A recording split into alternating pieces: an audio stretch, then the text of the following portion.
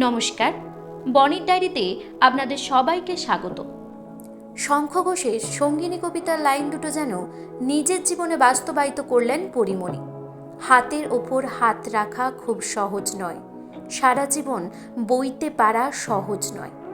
একথা খুব সহজ, কিন্তু কে না জানে সহজ কথা ঠিক ততটা সহজ নয়। গত বছর বিয়ে ভেঙেছে অভিনেত্রীর।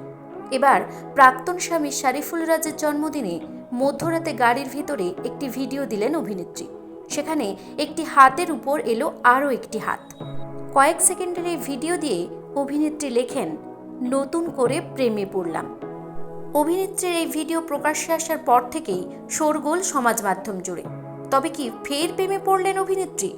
যদিও শরীফুলের সঙ্গে বিচ্ছেদ হওয়ার পর থেকে ছেলে পূর্ণ ও মেয়ে প্রিয়মকে নিয়েই তার জীবন, সে কথা স্পষ্ট জানিয়েছেন অভিনেত্রী। অভিনেত্রী আরও জানান, তার সন্তানেরাই তার জীবনের একমাত্র প্রেম, অন্য কোনো প্রেমের জায়গা নেই তার জীবনে।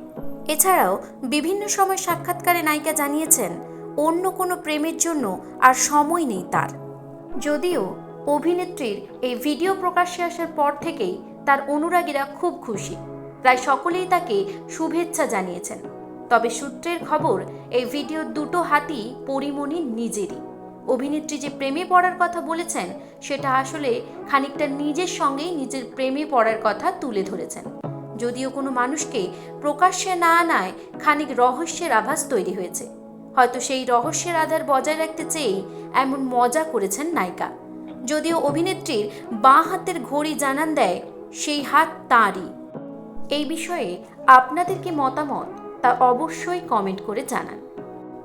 বিনোদন জগতের আরও নিত্য নতুন খবর পাওয়ার জন্য আমাদের চ্যানেলের সঙ্গে জুড়ে থাকুন। ধন্যবাদ।